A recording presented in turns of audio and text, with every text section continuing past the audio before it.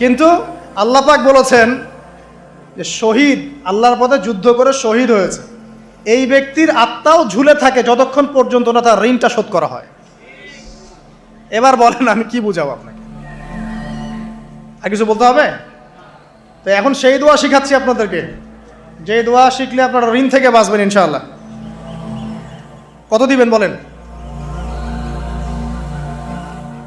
আচ্ছা, হ্যাঁ, এই তো, শুক্রিয়া।